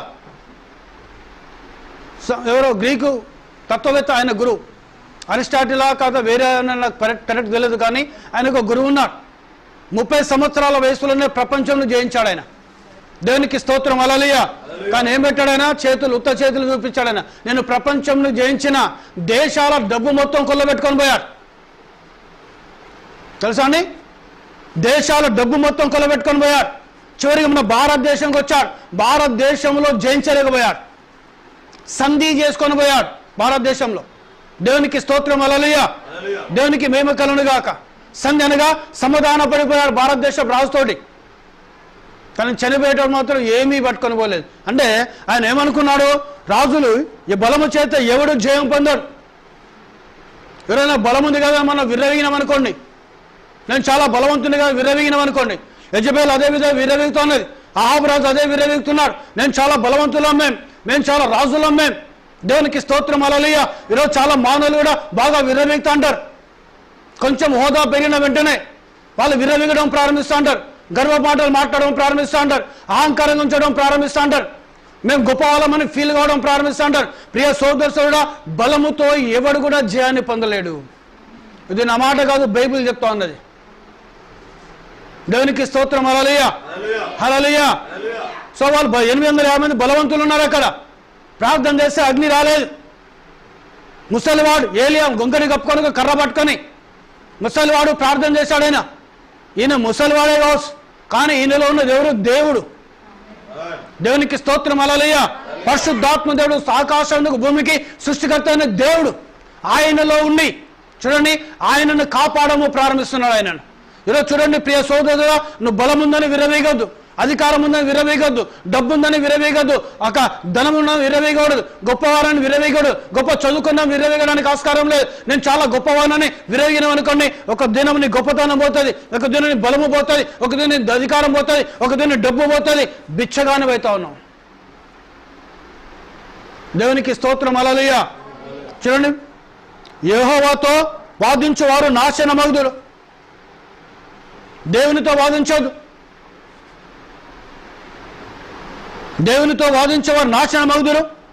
పరమండలం నుండి ఆయన వారిపైన ఉరుము వలె గర్జించును. ఆయన ఏం చేశాడు? ఆయన పరలోకమికెళ్ళి ఉరుము వలె ఆయన వారి మీద గర్జిస్తాడు. లోకపు సరిహద్దులలో ఉండు వారికి ఆయన తీర్పు తీర్చును. లోకంలో ఉన్న వారికి ఆయన తీర్పు తీరుస్తాడు. ఆయన దేవునికి మహిమ. హల్లెలూయా, హల్లెలూయా. సో ఇక్కడ యెజబెలు లోక సంబంధమైన స్త్రీ, ఆమె. అహాబు రాజు లోక సంబంధంగా ఉన్నాడు, ఆయన ఇశ్రాయేలీయుడే. ఏలియాకు వ్యతిరేక నిలబడ్డాడు. నాకు బలం ఉంది కదా అనుకుంటున్నాడు అహాబు రాజు. యెజబెలును బలవంతురాలను కదా అనుకుంటున్నది, ధనం ఉంది కదా అని విరవేగుతూ ఉన్నది, నా చేత సైనికులు ఉన్నారు కదా అని విరవేగుతున్నారు. దేవునికి మహిమ. హల్లెలూయా. సో ఇక్కడ చివరికి చెప్తున్నారు చూడండి, లోకపు సరిహద్దులలో ఉండే వారికి ఆయన తీర్పు తీర్చును. ఈరోజు నువ్వు లోకంలో జీవిస్తే, లోక సంబంధమైన జీవితం నీలో ఉంటే, ప్రియ సోదరి సోదరుడా, ఒకరోజు నువ్వు తీర్పుని ఎదుర్కొంటావు. జాగ్రత్త. నువ్వు ఒక క్రైస్తవుడవైతే, ఈ వర్తమానమే దేవుని బిడ్డవు, దేవుని కుమారుడవైతే, నువ్వు ఎప్పుడు కూడా దీనత్వం కలిగి, తగ్గింపు కలిగి ఉండాలను. యేసు ప్రభు ఎలా ఉన్నాడు ఈ లోకంలో? ఎక్కడైనా నేను కదా ధనవంతుని గర్వించిండా? నేను దేవుని గర్వించిండా? ఆయన ఎక్కడైనా గర్వించాడా? ఆయనలో మచ్చ కూడా లేదు, గర్వపు యొక్క మచ్చ లేదు ఆయన లోపల, అహంకారం అనే మచ్చ లేదు ఆయన లోపల, చెడుకు స్థావే లేదు ఆయన లోపల. ఆయన పరిశుద్ధుడు. ఆయన మాటల్లో పరిశుద్ధుడు, క్రియలలో పరిశుద్ధుడు, ఆయన జీవితంలో పరిశుద్ధుడు. ఆయన యేసు ప్రభువంతటి పరిశుద్ధుడు భూమి మీద ఎవడూ లేడు. దేవునికి స్తోత్రం. హల్లెలూయా. ఆయన జన్మ పరిశుద్ధమైన జన్మ, ఆయన మాట పరిశుద్ధమైన మాట, ఆయన నడక పరిశుద్ధమైన నడక, ఆయన జీవము పరిశుద్ధమైన జీవం, ఆయన శరీరము పరిశుద్ధమైన శరీరం. ఆయన పూర్తిగా పరిశుద్ధుడు. ఆయనతో సమానమైన వాడు ఎవడు లేడు, ఆయనతో సరితు కలిగిన వాడు ఎవడు లేడు. దేవునికి స్తోత్రం. హల్లెలూయా. ఆయన తీర్పు తీర్చబోతున్నాడు. ఆయన వేవేల దూతలతో ఆయన దిగి వస్తాడు. ఆయన ఒకవేళ ప్రవక్త బ్రాహ్మణం అంటాడు, హ్యూమిలిటీ, దీనత్వం అనే వర్తమానంలో గర్వము గనుక నీలో ఉంటే, అహంకారం గనుక నీలో ఉంటే, ప్రవక్త బ్రాహ్మణం చెప్పాడు, అవి దయ్యపు యొక్క లక్షణాలు అన్నాడు ఆయన. 7 దయ్యములు మగ్దలేన మరియలోకి ఎన్ని దయ్యాలు కొట్టిండు ఆయన? 7 దయ్యాలు. 7 దయ్యాలు ఏంటో తెలుసా? నా దగ్గర కోర్స్ ఉన్నాయి, ప్రవక్త కోర్సు ఉన్నాయి నా దగ్గర. డంబం మాట్లాడడం అనే ఒక దయ్యం, లేనిది ఉన్నట్టుగా చెప్పుకోవడం ఒక దయ్యం, గర్వపు మాటలు ఒక దయ్యం, సరస్వపు మాటలు అనగా రొమాన్స్ మాటలు అదొక దయ్యం, దేవుని దూషించడం అనేది ఒక దయ్యం, అకారణంగా ఇతరులను తిట్టడం అనేది ఒక దయ్యం, అహంకారం అనేది ఒక దయ్యం, గర్వం అనేది ఒక దయ్యం. 7 దయ్యాలు వెలగొట్టాడు ఆయన మగ్దలేన మరియలోకి వెళ్ళి. దేవునికి మహిమ. హల్లెలూయా. ఒకవేళ నీలో గర్వం కనుకుంటే, అహంకారం కనుకుంటే, నేనే గొప్పవాణి అని అనుకుంటే, ఫీల్ అయితే, ఐఎమ్ ద నంబర్ 1. ఎవడండి నంబర్ 1? I'm the number 1. సాతాను గాడు ఐఎమ్ ద నంబర్ 1 అనుకున్నాడు. నేను దేవుని కంటే నంబర్ 1 ఉండాలనుకున్నాడు వాడు. ఒక్క తన్నుదంతే పాత్రలో పడ్డాడు వాడు. ఈరోజు చాలామంది ప్రీచర్స్ ఏమనుకుంటారంటే, నేను నంబర్ 1 ఉండాలని. నేను మరి పౌలు ఎంత గొప్ప ప్రీచర్ అయినాడు. పేతురు ప్రవక్త బ్రాహ్మణుడు 15 నిమిషాలు ప్రసంగం చేస్తేనే 3000 మంది ప్రభువైన యేసు క్రీస్తు నామములో బాప్తిసం తీసుకున్నారు. పేతురు మరి ఎంత పెద్ద స్పీకర్ అయినా ఆయన ఆయన ద నంబర్ 1 అనుకున్నాడు. ఆయన నంబర్లుగా దేవుడు చూసేది ఏం చూస్తాడు? ఆయన క్వాలిటీ కాదు, క్వాంటిటీ చూస్తాడు. ఆయన నాణ్యత కావాలా దేవునికి. అవునా కదా? అంతేనా? ఏం కావాలి ఆయనకు? నాణ్యత కావాలి. ఒక్కరిని తీసుకున్నాడు ఆయన. అపోస్తలుడైన పౌలుని ఒక్కరిని పట్టుకున్నాడు ఆయన. అంతేనా కదా? ప్రపంచంలో తిప్పేశాడు ఆయన. ఏ గ్రామంలో అడుగుపెట్టాడో ఆ గ్రామంలో సంఘం ఏర్పరచబడింది అపోస్తలుడైన పౌలు అడుగుపెట్టిన వెంటనే. దేవునికి స్తోత్రం. హల్లెలూయా. సో ఈరోజు సేవకులు ఏం చేస్తారు? సంఘాలను కట్టాలి. వారు ఏం చేయాలి? సంఘాలను కట్టాలి. వారు ఒక స్థలంలో లేదు వర్తమానం లేదు, అక్కడ పోయి అన్నజనులకు డినామినేషన్లో వర్తమానం చెప్పాలి, వాక్యం చెప్పాలి, సత్యం చెప్పాలి. వాళ్ళు నమ్మేది ఉంటే ఒక సమాజం, ఒక సంఘంగా ఏర్పాటు చేయాలి. దేవునికి మహిమ. హల్లెలూయా, హల్లెలూయా. ఆ సాధ్యం లేదు, వాళ్ళు నడిపించాలి. వాళ్ళు పరిపక్వతలోకి వచ్చిన తర్వాత అక్కడ ఎవరైతే ఉన్నారో, వర్తమానం ఎవరైతే ఉన్నారో వాళ్ళకి అటాచ్ చేసేయాలి. వాళ్ళని దేవునికి స్తోత్రం. హల్లెలూయా. అది అపోస్తలుడైన పౌలు యొక్క పరిచర్య అయినది. కానీ సంఘాలను చీల్చలే అపోస్తలుడైన పౌలు. ఎక్కడైతే ధనవంతులు ఉంటారో వాళ్ళని క్యాచ్ చేస్తారు, బాగా చదువుకున్న వాళ్ళు వాళ్ళని క్యాచ్ చేస్తారు. దేవునికి స్తోత్రం. హల్లెలూయా. అపోస్తలుడైన పౌలు ఆ విధంగా చేయలే. ఈ కాలం వచ్చిన ప్రవక్త ఆ విధంగా చేయలే. వాళ్ళొక పద్ధతిగా క్రమంగా మర్యాదగా చేశారు సేవ. దేవునికి మహిమ. హల్లెలూయా. వాళ్ళ సంఘాలను కట్టుకుంటూ పోయారు. వీళ్ళు సంఘాలను చెడగొడుతున్నారు, సంఘాలను చీలుస్తున్నారు. దేవునికి మహిమ. హల్లెలూయా. సో నంబర్ 1 కాదు, నంబర్ 2 కాదు, నంబర్ 3 కాదు. నువ్వు ఎప్పుడైతే జీరో అవుతావో ఆయన హీరోని చేస్తాడు. ఆయన దేవునికి స్తోత్రం. హల్లెలూయా. ఆయన జీరో, మనం జీరో కావాలి. మనం జీరో అయితేనే ప్రభు మనం లేవనెత్తడం ప్రారంభిస్తా అంటాడు ఆయన. ఇంకా చెప్పాలంటే ఆయన వాక్యాన్ని మోసే గాడిదలం కావాలి మనం. దేవునికి స్తోత్రం. హల్లెలూయా. హల్లెలూయా. సో ఎవరైతే విర్రవీగుతారో ఆయన తన వేవేల దూతలతో దిగొచ్చి ఆయన సింహాసనంలో కూర్చొని కుడివైపున్న వాళ్ళతో తిరుపుదిస్తాడు, ఎడవైపున్న వాళ్ళతో తిరుపిస్తాడు. ఆయన ఈరోజు ఎలాంటి అహంకారం కానీ, గర్వం కానీ, డాంబికలు కానీ, గొప్ప మాటలు కానీ, పేరు ప్రఖ్యాతల కోసం కనుక నువ్వు ప్రయాసపడితే ఇవన్నీ కూడా దయ్యపేక లక్షణాలు అయినాయి. అవన్నీ కూడా అహాబేక లక్షణమైనది. అవన్నీ కూడా యజబేలు యొక్క స్పిరిట్ అయినాయి అవన్నీ. దేవునికి స్తోత్రం. హల్లెలూయా. చూడండి ఇక్కడ ఏం చేస్తున్నాడు ఆయన. ఆయన తీర్పు తీర్చు లోకంలో ఉండే వారికి ఆయన తీర్పు తీస్తున్నాడు. ఆయన కుడివైపున గొర్రెలతో నా తండ్రి చేత దీవించబడిన వారా నీకోసం ఏర్పరచబడిన జీవములోకి వెళ్ళండి అన్నాడు ఆయన. ఎడవైపున మేకలతో నా తండ్రి చేత శపించబడిన వాళ్ళారా మీకోసం ఇవ్వబడిన నరకంలోకి వెళ్ళమన్నాడు ఆయన. దేవునికి స్తోత్రం. హల్లెలూయా. తీర్పు తీర్చేది కూడా ప్రభు అయిన యేసు క్రీస్తు అయినాడు. దేవునికి మహిమ. హల్లెలూయా. హల్లెలూయా. యేసయ్యనే తీర్పు తీస్తాడు ఆయన. ఈరోజు నీ క్రియలను బట్టి తీర్పు తీర్చే దేవుడు అయినా. ఈరోజు మన క్రియలు ఎలా ఉన్నాయి, మన స్వభావం ఎలా ఉన్నది. దేవునికి మహిమ. హల్లెలూయా. చూడండి ఆయన ఏం చేస్తున్నాడు. తాను నియమించిన రాజునకు ఆయన బలమిచ్చును. రాజుకి ఏం చేస్తాడట ఆయన? బలమిస్తాడట. అవునా కదా? రాజులకు బలమిస్తాడు దేవుడు, అధికారులకు బలమిస్తాడు దేవుడు. ఆ బలముతో వారు పేదవారి మీద ఆధిపత్యం చెలాయిస్తూ ఉంటారు. ఆ పవర్కు భయపడతా ఉంటారు, ఆ అథారిటీకి భయపడతా ఉంటారు, రాజు అని భయపడతా ఉంటారు.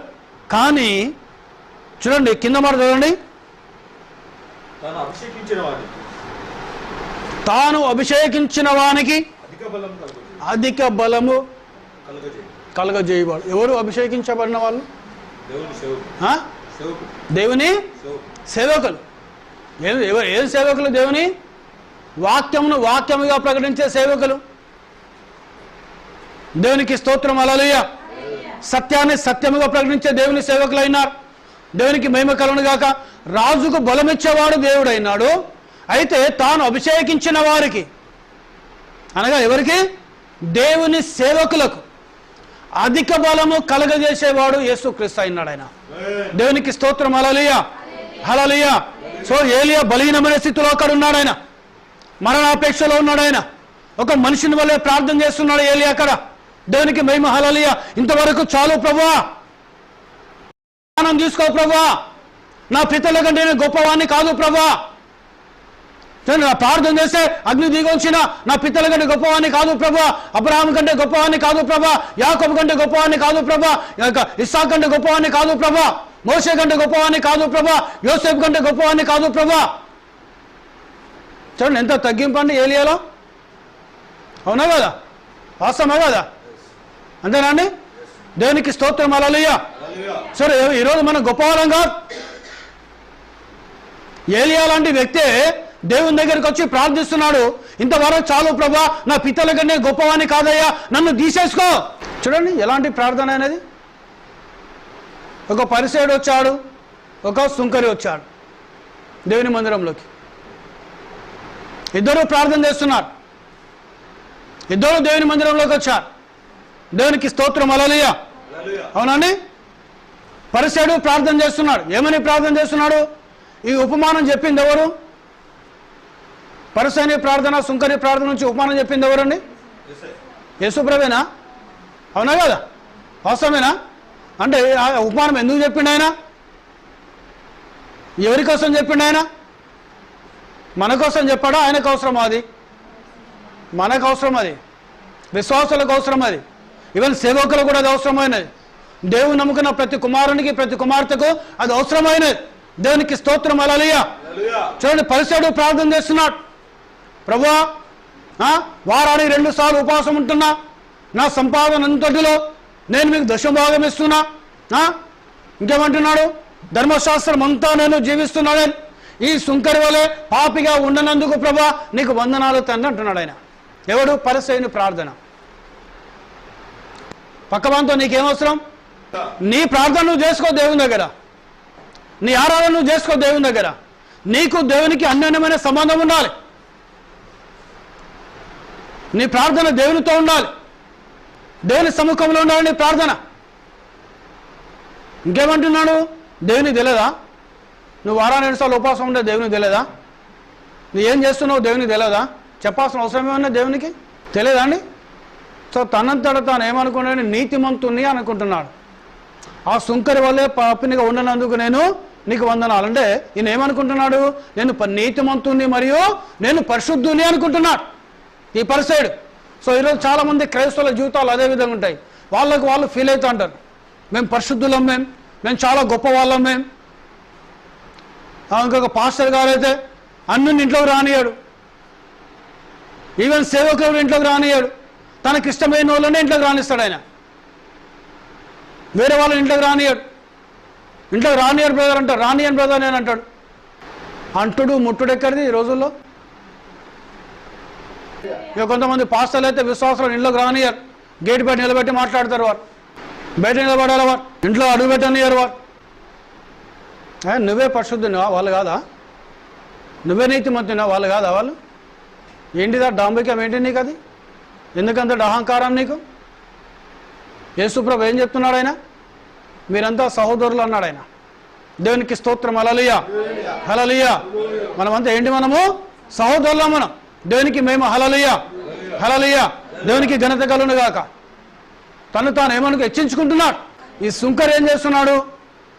తల వంచాడు, కన్నీరుగా వచ్చాడు, ప్రభువా నీ వైపు ఆకాశం వైపు కళ్ళెద్దాను, నేను యోగ్యుని కాదు, నేను పాపిని, ప్రభా నా పాపాలు క్షమించుతానని ప్రార్థన చేశాడు ఆయన. సో ఇక్కడ తీర్పు తీర్చాడు దేవుడు. ఏమని? సుంకరిని సుంకరి యొక్క ప్రార్థన అంగీకరించాడు.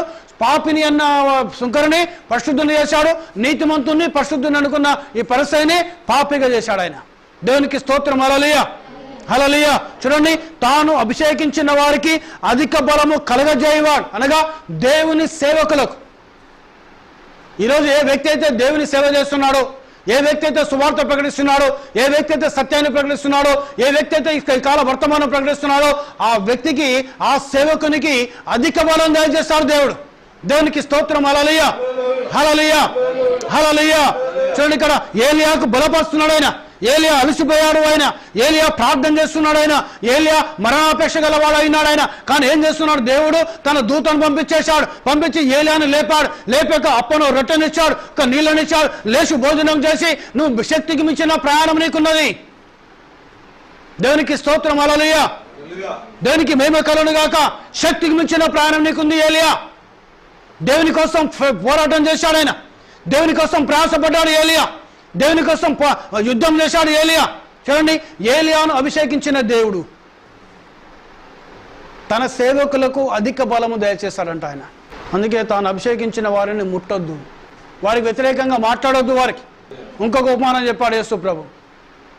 ధనవంతుంది, పేదవాంది మనకు తెలుసు కదా. తెలుసా అండి? ఎవరు ధనవంతుడు, ఎవరు పేదవాడు? ఎవరు బైబిల్లో? లాజరు ధనవంతుడా పేదవాడా? ఎలాంటి పేదవాడు? కట్టిక పేదవాడు ఆయన, అవునా కదా? ధనవంతుడు మిక్కిలి కాదు, ఇంకా ధనవంతుడు.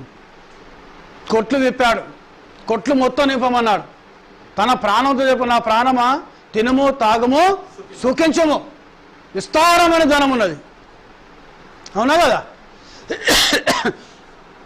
ఈ ఉపమానం చెప్పింది కూడా ఎవరు? యేసు ప్రభువే. 4 సువార్తలలో చెప్పిన ప్రతి ఉపమానం యేసుక్రీస్తే చెప్పాడు. దేవునికి స్తోత్రం. హల్లెలూయా. సో ఈ పేదవాడైన లాజరు ఎక్కడున్నాడు? ధనవంతుని ఇంటి ముందు.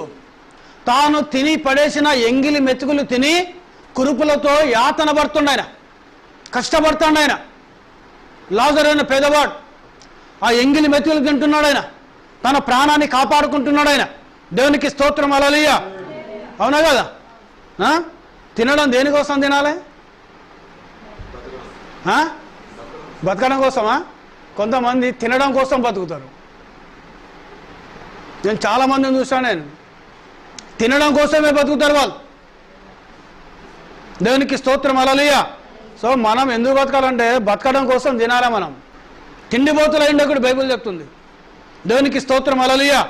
సో ఈ ధనవంతుడు అదే, నా ప్రాణమా తినుము తాగుము సుఖించుము, విస్తారమైన ధనం ఉన్నది. దేవునికి స్తోత్రం. హల్లెలూయా. కానీ లాజరు ఏం చేస్తున్నాడు? ఆయన వాడేమో తినడం కోసమే బతుకుతాడు వాడు ధనవంతుడు. కానీ లాజరు ఏంటిది? బతకడం కోసం తింటున్నాడు. ఆయన ఈ లోకంలో ఆయన బతకాలి కాబట్టి, దేవుడిచ్చిన ఆయుష్ ఆ సంపూర్ణంగా బతకాలి కాబట్టి ఆ ధనవంతుడు పడేసిన ఎంగిలి మెతుకులు తిని బతుకుతున్నాడు లాజరు. అవునా కదా? అవసరమేనాని? కొట్ల నిండా ఉన్నది ధాన్యము. ఇంకేం చేశాడు? ఈ కొట్టలు వెప్పి ఇంకా కొట్లు కట్టండి, అక్కడ ఇంకా పంట బాగా పండుతుంది, ఇంకా నింపుదాం మనం. డబ్బు సంపాదించే వానికి డబ్బు సంపాదించే ఆ మైండ్ వచ్చింది అనుకో, వానికి వాడు ఎవ్వరిని చూడాడు, వాడు డబ్బే వానికి. అందుకే వాళ్ళను మనీ మైండెడ్ ఫెలోస్ అంటారు వాళ్ళని. వాడు లేతే పైసలే, కూర్చుంటే పైసలే, నిలబడితే పైసలే వానికి. సో ఈరోజు దేవుని సేవకులు చాలామంది అలాంటి వాళ్ళు ఉన్నారు. దేవునికి స్తోత్రం. హల్లెలూయా. దేవునికి మహిమ కలుగును గాక. చాలామంది ప్రజలు కూడా ఉన్నారు. ఎందుకంటే అంత్యకాలంలో ఇలాంటి దినములు వస్తాయని యేసుప్రభు ముందే చెప్పాడు. మత్తయి సువార్త 24వ అధ్యాయం చదవండి. అందులో యేసుప్రభు చెప్తున్న మాటలు అక్కడ ఉంటాయి. అపాయకరములు అపొస్తలుడైన పౌలు చెప్తాడు, అంత్యకాలంలో అపాయకరమైన దినములు. దేవునికి స్తోత్రం. హల్లెలూయా. ఈ ధనవంతుడు, మరి ధనవంతుడు కొట్లను వెప్పుకుంటున్నాడు, ఇంకా కట్టుకుంటున్నాడు కొట్టను. అవునా కదా? మరి లాజరు పేదవాడు. మరి ధనవంతుని కనీసం ఆలోచన రాలే. ఈ లాజరు యూదుడే, నేను యూదున్నే. లాజరు దేవుని కుమారుడే, నేను దేవుని కుమారునే. ఈ లాజరు దేవుని ఆరాధిస్తున్నాడు, నేను దేవుని ఆరాధిస్తున్నా. మరి లాజరు కనీసం ఉండడానికి ఇల్లు కూడా లేదు. మన దగ్గర విస్తారమైన డబ్బు ఉంది, కోట్ల డబ్బులు వస్తాయి. కొంతమందికి నెలకు లక్షలు వస్తాయి, కానీ పిల్లికి బిచ్చం పెట్టారు. వేలు సంపాదిస్తారు, పిల్లికి బిచ్చం పెట్టారు. సో వాళ్ళంతా కూడా ఈ ధనవంతుని ఖాతాలోకి వెళ్తారండి.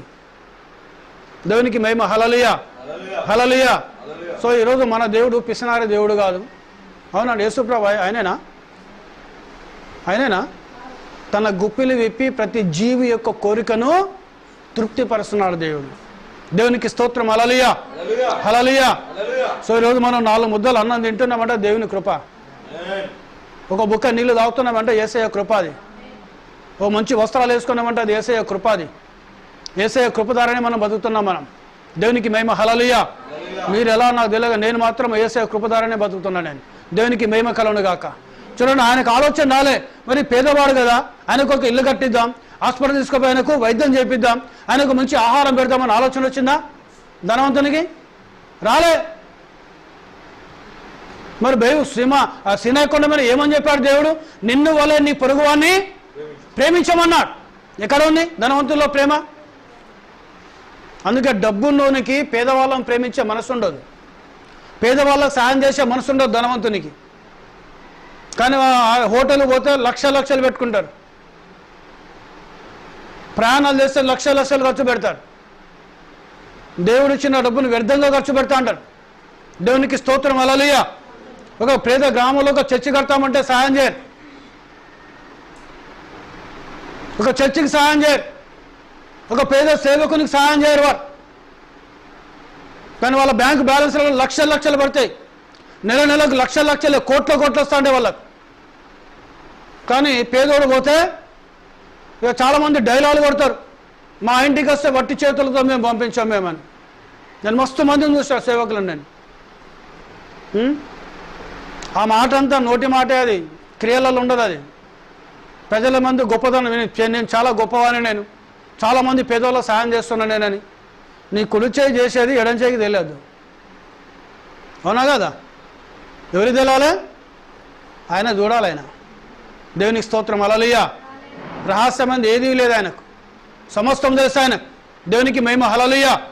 వాళ్ళు అనుకుంటారేమోనా, మేము దేవుడు మాకు ఇచ్చాడు, మేము ఖర్చు పెట్టుకుంటాం, మేము ఎంజాయ్ చేస్తాం. మేము ఈ ధనవంతుడు అదే ఎంజాయ్ చేస్తున్నాడు. ఒక మాట చెప్పి తినుము తాగుము సుఖించమని ఎంజాయ్. బిడ్డలు 1000 ఖర్చు పెడతారు, కొడుకులు లక్షలు ఖర్చు పెడతారు. అది ఎక్కడిది? దేవుడు ఇచ్చిన డబ్బు. ఓ చర్చి కట్టడానికి సహాయం చేయరు. ఓ పేదోనికి ఇల్లు లేతే, ఒక పేదస్తు ఇల్లు లేదు అని ఆ సేవకునికి ఇల్లు కట్టియారు. ఓ పేద సేవకుని స్కూల్ ఫీజు పిల్లలు కట్టకపోతే వాళ్ళకి సహాయం చేయరు.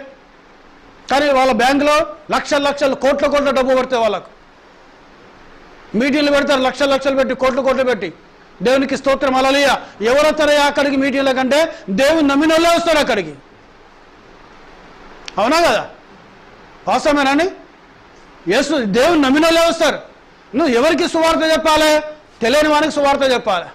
సత్యం ఎవరికి చెప్పాలి? డినామినేషన్ వారికి సత్యం చెప్పాలి. దేవునికి స్తోత్రం, హల్లెలూయా, హల్లెలూయా. సో ఇది నిజమైన సేవ. ఇది దేవునికి మేమే కలుగును గాక. కానీ ఇలాంటి నిజమైన సేవను గుర్తించారు వారు. వాళ్ళు వస్తే మొత్తం నిండాలి, ప్రజలు నిండాలి. ఇక్కడ ఆర్ట్స్ కాలేజ్ మీటింగ్లు పెడితే లక్షలు పెడతారు. మీటింగ్ ఆర్ట్స్ కాలేజ్లో లక్షలు పెడతారు. నిజాం కాలేజ్లో లక్షలు పెడతారు. జింకానా గ్రౌండ్స్లో లక్షలు పెడతారు. ఎవరు వస్తారు? అన్ని జనులు వస్తారు అక్కడికి. దేవుని నమ్మని వాళ్ళు వస్తారు అక్కడికి. ఆ కోట్లు పెట్టే డబ్బు, ఆ లక్షలు పెట్టే డబ్బు ఒక గ్రామాలలో చర్చి కట్టిను. దేవునికి స్తోత్రం, హల్లెలూయా. సో ఆ ఫోటోలు తీసుకుంటారు వాళ్ళు అమెరికా కెనడాలో ఉన్న వాళ్ళొక ఒక టైప్ ఆఫ్ మెంటాలిటీ వాళ్ళది. ఈ ఫోటోలు పంపిస్తారు అక్కడికి. వాళ్ళు చూస్తారు, అబ్బా గిన్ని వేల లక్షల మందికి సువార్త చెప్పాడు, గిన్ని వేల మందికి సువార్త చెప్పాడు. వాళ్ళు ప్రజలను చూసి సంతోషపడుతూ ఉంటారు వాళ్ళు. అందులో ఒక్క ఆత్మ కూడా మారు మనసు పొందేటోడు ఒక్కడు ఉండడు, ఒక్క అన్యుడు రాడు అక్కడికి. భక్త సింగ్ గారు మీటింగ్ పెట్టాడు. గ్రామాలలో పోయి, గ్రామం నడివీడిలో పోయి ఆయన మోకరించి ప్రార్థన చేస్తే అన్య జనులు కూడా యేసు ప్రభువుని నమ్ముకున్నారు. దేవునికి స్తోత్రం, హల్లెలూయా. సాధు సుందర్ సింగ్ గారు ఆయన గ్రామాలలోకి వెళ్ళాడు, అన్య జనుల మధ్యలోకి వెళ్ళాడు. ఆయన వెళ్ళి మోకరిల్లి చేతులు పైకెత్తి ప్రార్థన చేస్తే అన్య జనులు యేసు ప్రభువుని నమ్మడం ప్రారంభించారు. దేవునికి స్తోత్రం, హల్లెలూయా. సో అది నిజమైన సేవ. దేవునికి మహిమ కలుగును గాక. ఈ కాలం వచ్చిన ప్రవక్త ఒక సోదరి ఇంట్లోకి వెళ్ళాడు. చాలా పేదరాలు ఆమె. తన చెల్లె అనారోగ్యంతో బాధపడుతుంది. మరి బ్రాహ్మణ ఆమెకి 2 కుమారులు ఉన్నారు. ఆ కుమారులు ప్రవక్త ఎగతాళి చేస్తున్నారు. ఈయన దేవుని సేవకుడు ఆట, ఈయన వచ్చి ప్రార్థన చేస్తే మాకు అది వస్తుంది ఇది వస్తుంది అని చెప్తా ఉంటాడు. అని ఎగతాళి చేస్తే నవ్వుతున్నారు. ఆయన చూశాను నేను. వాళ్ళకి అసలు మారు మనసు లేదు. యేసు ప్రభుని నమ్మరు వాళ్ళు. దేవుడు వచ్చి ఆయనతో మాట్లాడాడు. సోదరి 2-3 విషయాలు నీ దగ్గర పెడుతున్నాడు దేవుడు, అది ఏది కోరుకుంటావు నీకు ఇస్తాడు దేవుడు అన్నాడు. నువ్వు చాలా పేద స్థితిలో ఉన్నావు, నువ్వు ఐశ్వర్యం కావాలని కోరుకో, దేవుడు ఐశ్వర్యం ఇస్తాడు. నీ చెల్లె, నీ సోదరి అనేక సంవత్సరాలకు వెళ్ళి ఆ మంచం మీకు లేవకుండా పడుకున్నది, ఆమెకు ఆరోగ్యం కావాలని కోరుకో, ఆమెకు ఆరోగ్యం ఇస్తాడు. నీ 2 కుమారులు రక్షణ లేదు, వారికి రక్షణ కావాలని కోరుకుంటావా, వాళ్ళకి రక్షణ ఇస్తాడు దేవుడు. చాలా పేద ఆమె. అప్పుడు ఏం కోరుకోవాలి? ఆమె నాకు ధనం కావాలో ప్రభాని కోరుకోవాలి, లేదా మా చెల్లెకు మా సోదరికి ఆరోగ్యం కావాలో ప్రభాని కోరుకోవాలి. ఆమె ఏం కోరుకుందనగా, ధనము ఇవాళ ఉంటుంది, రేపు పోతుంది ప్రభా. నా చెల్లెకు ఆరోగ్యం ఈరోజు రావచ్చు, మళ్ళొకరికి లేదా అనారోగ్యం రావచ్చు, కానీ నా 2 కుమారులకు రక్షణ లేదు. బ్రదర్ బ్రానం గారు, నా 2 కుమారుల రక్షణ కోసం మీరు ప్రార్థించండి. దేవునికి స్తోత్రం, హల్లెలూయా, హల్లెలూయా. బ్రానం లేచి నిలబడి ఆ 2 కుమారుల కోసం ఆ మాట చెప్తా ఉంటే వీళ్ళు ఎగతాళి చేస్తున్నారు బ్రదర్ బ్రానంను, వాళ్ళు దూషిస్తున్నారు బ్రదర్ బ్రానంను, వాళ్ళు తిడుతున్నారు బ్రదర్ బ్రానంను. అందుకే ప్రవక్త బ్రదర్ బ్రానం అనేవని ఒక చెట్టు కింద పడుకొని ఏటి నీళ్లు దాగి ఒక రొట్టె ముక్క తిని నేను ప్రభు కోసం నిలబడతానన్నాడు ఆయన. $3 బిలియన్ అమెరికన్ డాలర్స్ అండి ఆయన బ్యాంక్ అకౌంట్లో. ఆయన దేవుని సేవ కోసం ఇచ్చేశాడు అవన్నీ. మీరు ప్రపంచవ్యాప్తంగా క్యాసెట్స్, పుస్తకాలు ఉచితంగా, ఈరోజు మన వర్తమాన పుస్తకాలు ఉచితంగా తీసుకుంటున్నాం మనం. అమెరికా, కెనడా, యూరోప్లో డబ్బులు పెట్టి కొనుక్కుంటారు వారు. దేవునికి మహిమ కలుగును గాక. ఆఫ్రికా, ఇండియా దేశానికి ఆ $3 బిలియన్ అమెరికన్ డాలర్స్ను ఫండ్గా పెట్టి క్యాసెట్లు ప్రింట్ చేయించి, పుస్తకాలు ప్రింట్ చేయించి ఉచితంగా పేదలకు పంచిపెట్టండి అన్నాడు ఆయన. దేవునికి మహిమ, హల్లెలూయా, హల్లెలూయా. సో బైబుల్ అలా చేసిన వ్యక్తి ఎవరున్నారండి? దావీదు మహారాజ్. అవునా? అవసరమా కదా? దేవుని మందిరం కోసం ఎన్ని లక్షలు ఇచ్చాడు ఆయన? 2 లక్షల మనుగుల బంగారం ఇచ్చాడు ఆయన. లెక్కలేనంత వెండినిచ్చాడు, లెక్కలేనంత రాగినిచ్చాడు. లెక్క ఇంకా ఏమైనా తక్కువ పడితే దేవునికి ఇస్తాడు కుమారుడు అన్నాడు ఆయన. దేవునికి స్తోత్రం, హల్లెలూయా. సో దావీదు ధనవంతుడైన, ఐశ్వర్యవంతుడైన, కానీ తన కోసం ఏం పెట్టుకోలేదు ఆయన. పూర్తిగా దేవుని సేవ కోసం ఇచ్చేశాడు ఆయన, దేవుని మందిరం కోసం ఇచ్చేశాడు ఆయన. అలా ఉండే భక్తులు చాలా తక్కువ మంది. భక్త సింగ్ గారు ఉన్నాడు ఆయన, ఏం లేదు ఆయనకు. ఉన్నదా అండి? ఉన్నాయా? ఆయన పేరు మీద బ్యాంక్ అకౌంట్ లేదు, ఆయన పేరు మీద ఒక్క బిల్డింగ్ లేదు. దేవుని సేవకుడు సాధు సుందర్ సింగ్ గారు ఉన్నారు, ఏం లేదు ఆయన, ఏం పట్టుకొని పోలేదు ఆయన. మదర్ తెరిసా ఉన్నది, ఏం పట్టుకొని పోలేదు ఆమె, ఏ ఆస్తులే వారి మీద. దేవునికి మహిమ, హల్లెలూయా హల్లెలూయా. సో ఈ కాలానికి వచ్చిన ప్రవక్త బ్రదర్ బ్రానం కూడా ఆయన ఏం పట్టుకొని పోలేదు, ఆయన సంపాదించిందంతా కూడా దేవుని సేవ కోసం ఇచ్చేశాడు ఆయన. దేవునికి మహిమ, హల్లెలూయా హల్లెలూయా. దేవునికి ఘనత కలుగును గాక. సో ఈరోజు ఏం చేస్తున్నారు దేవుని సేవకులు? అధిక బలం ఇచ్చాడు కదా మాకు దేవుడు, శక్తినిచ్చాడు కదా మాకు దేవుడు, గొప్పదనం చేశాడు కదా మాకు దేవుడు. ఆస్తులు సంపాదించుకుంటున్నారు, అంతస్తులు సంపాదించుకుంటున్నారు. దేవునికి మహిమ కలుగును గాక. సో ధనవంతుడు అదే చేశాడు. ఒకరోజు ధనవంతుడు పోయాడు, లాజరు కూడా పోయాడు. లాజరు పోయి అబ్రహాం రొమ్మున ఆనుకొని సెద తీరుతున్నాడు ఆయన. చూసారా? ఎక్కడికి వెళ్ళాలి లాజరు? నువ్వు ఈరోజు పేదవాణి కావచ్చు, భయపడవద్దు. నువ్వు సరైన ఆహారం లేకపోవచ్చు, సరైన తిండి లేకపోవచ్చు, సరైన వస్త్రాలు లేకపోవచ్చు, సరైన గూడు లేకపోవచ్చు, సరైన ఇల్లు లేకపోవచ్చు, కానీ భయపడొద్దు. నువ్వు ఒక దినం దేవుడు నీకు అబ్రహాం రొమ్మున స్థానం ఇస్తాడు ఆయన. ఆ ఉపమానం ఎందుకు చెప్పిండు యేసయ్య? అవునా కదా? ఎవరైతే పేదలైన మీరు ధన్యులు పరలోక రాజ్యం మీద అన్నాడు ఆయన. బీదలైన మీరు ధన్యులు పరలోక రాజ్యం మీద అన్నాడు ఆయన. బీదలకు సువార్త ప్రకటించండి అన్నాడు ఆయన. దేవునికి స్తోత్రం, హల్లెలూయా హల్లెలూయా.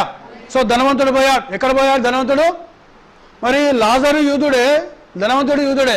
లాజరు ధర్మశాస్త్రం చదువుతున్నాడు, ధనవంతుడు కూడా ధర్మశాస్త్రం చదువుతున్నాడు.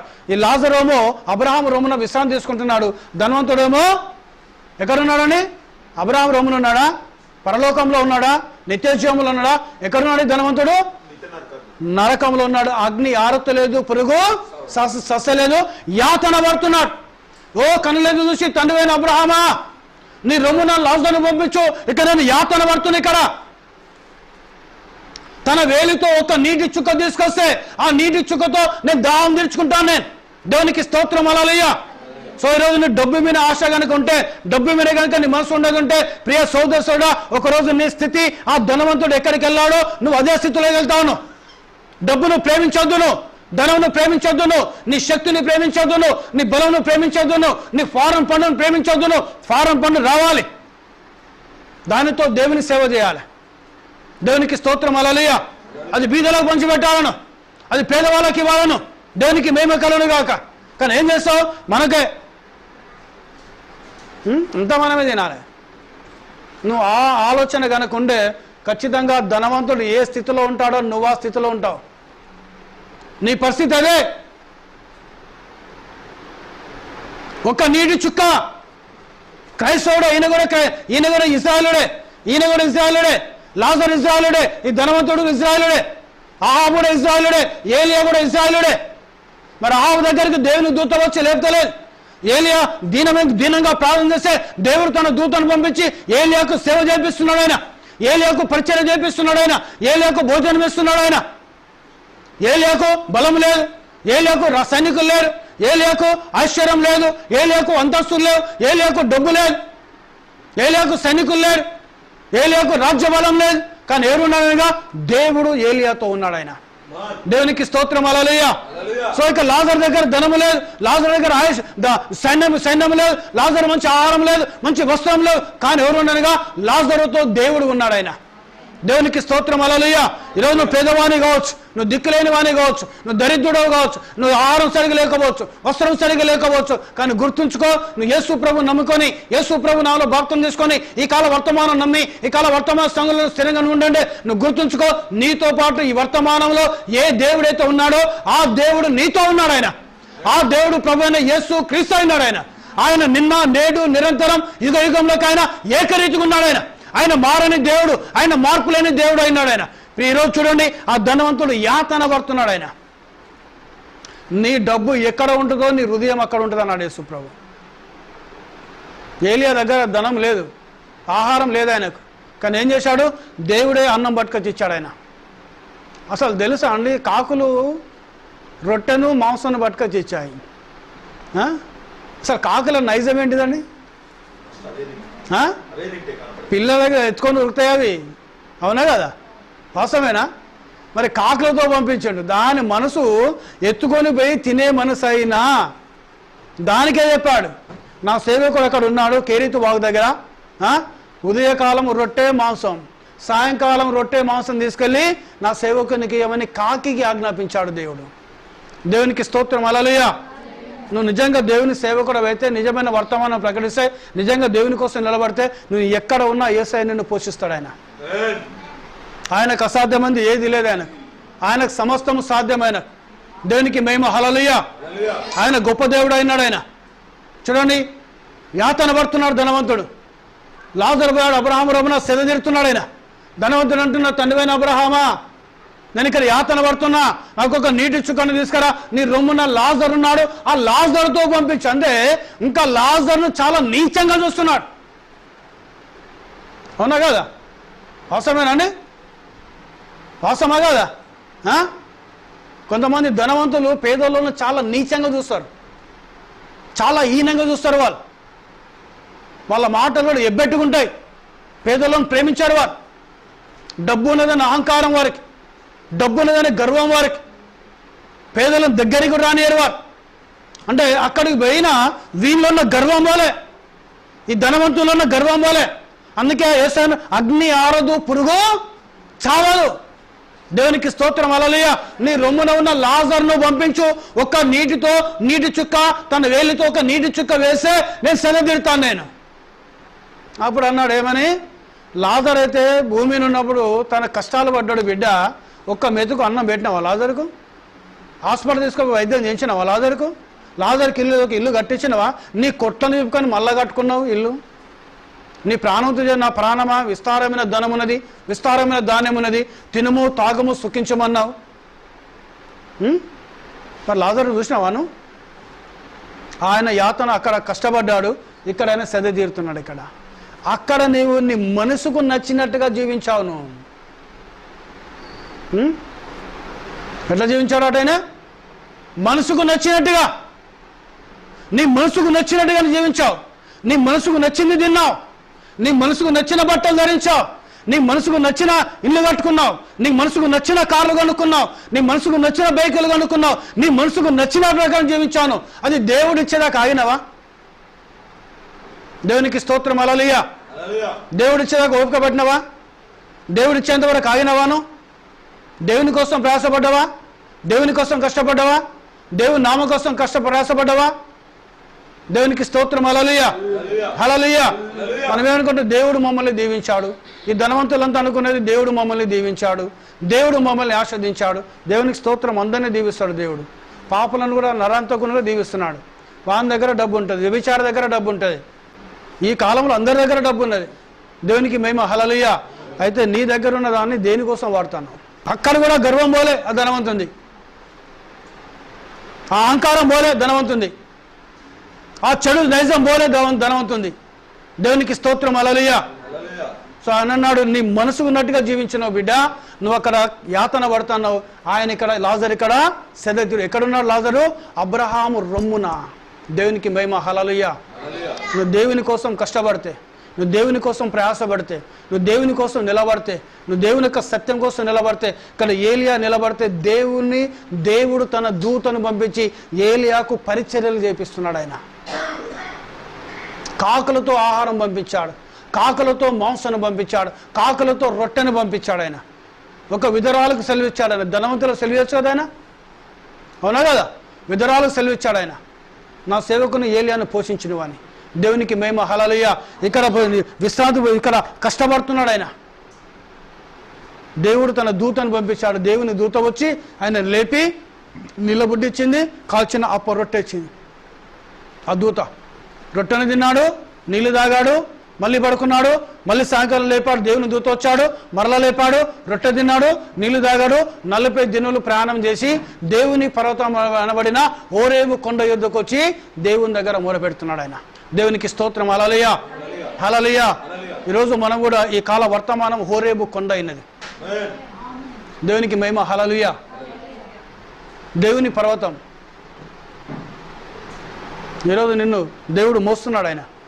ఆయన మనల్ని మోస్తున్నాడు. ఆయన మనల్ని కాపాడుతున్నాడు. ఆయన మనల్ని ప్రేమిస్తున్నాడు. ఆయన మనల్ని సంరక్షిస్తున్నాడు ఆయన, మనల్ని నడిపిస్తున్నాడు ఆయన, మన కోసం తన ప్రాణం పెట్టాడు ఆయన, మన కోసం తన రక్తము గార్చాడు ఆయన, మన కోసం మరణంలోకి వెళ్ళాడు ఆయన, మన కోసం మరణం జయించాడు ఆయన. ఈరోజు సాతాను గాడు మన వెనక్కి వెళ్ళును గాక. వాడు ఓడిపోయాడు, జయం లేదు వానికి.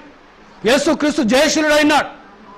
ఆయన నిన్న నేడు నిరంతరం యుగ యుగంలోకి ఆయన ఏకరీతుకున్నాడు.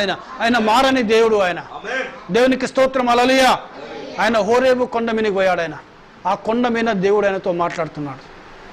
ఈరోజు మనం కూడా అదే స్థలంలో ఉన్నాం. అగ్నిస్తంభం ఏ ప్రవక్త మోషేకు ప్రత్యక్షమైందో అక్కడ ఉన్నాం. అక్కడికి వెళ్ళాడు మోషే, ఏలియా. సో ఈరోజు ఈ కాల వర్తమానం అగ్నిస్తంభం ద్వారా వచ్చింది. ఈరోజు నీ కాల వర్తమానాలు ఉన్నావంటే అగ్నిస్తంభం కింద మేము ఉన్నాం. ఇశ్రాయేలును ఏ అగ్నిస్తంభం నడిపించిందో, పేతురును ఏ అగ్నిస్తంభం అయితే చెరస్థాలకులు బయటికి తీసుకొచ్చిందో, ఏ అగ్నిస్తంభం అయితే దమస్కు మార్గంలో సౌలు అనబడిన పౌలును తాకిందో, ఏ అగ్నిస్తంభం అయితే ఏలియాను తాకిందో, ఏ అగ్నిస్తంభం అయితే మోషేను సేవకు సిద్ధపరిచిందో, ఆ అగ్నిస్తంభం ఎవరో కాదు, ప్రభు అయిన యేసుక్రీస్తు అయినాడు. ఆయన ఆ అగ్నిస్తంభం ద్వారా వచ్చిన వర్తమానమే ఈ కాల వర్తమానం. ఈ కాల వర్తమానంలో ప్రభు అయిన యేసుక్రీస్తున్నాడు. ఆయన జీవము దాగున్నది. ఈ కొద్ది మాటలు దేవుడు మన ఇంట్లో దీవించి ఆస్వాదించును గాక.